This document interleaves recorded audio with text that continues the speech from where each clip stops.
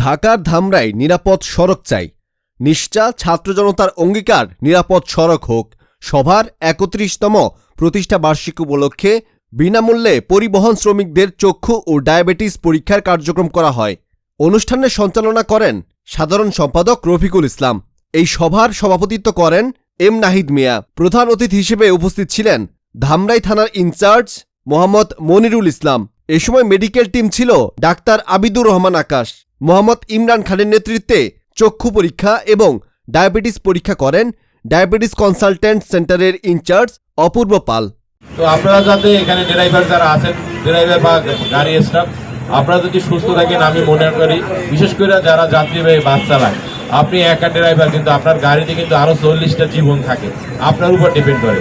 আপনি যদি কোনোভাবে কোনো দুর্ঘটনায় পড়ে যান, 40 জন লোকই কিন্তু দুর্ঘটনায় পড়ে যায়। তো আপনি যদি সুস্থ থাকেন, আমি মনে করি যে এই 40টা লোকের জীবনের ঝুঁকি অনেকটাই কম থাকে।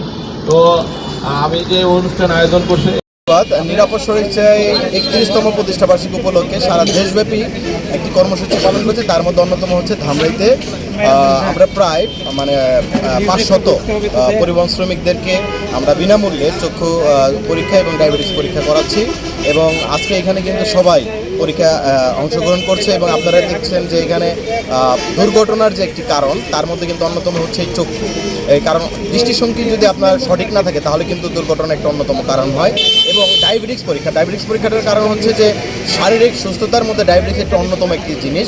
কারণ যেখান থেকে ডায়াবেটিস শুরু হয় সেখান থেকে রোগের সৃষ্টি হয়। তো আমরা চাই যে ডায়াবেটিসটা নিয়ন্ত্রণ থাকলে এবং চক্ষুটা যদি সঠিক থাকে তাহলে কিন্তু অন্তত নিজের শারীরিক সুস্থতা থাকলে সে কিন্তু একজন পরিবহন চালক দুর্ঘটনা রোধ করতে কিন্তু সহায়ক হবে।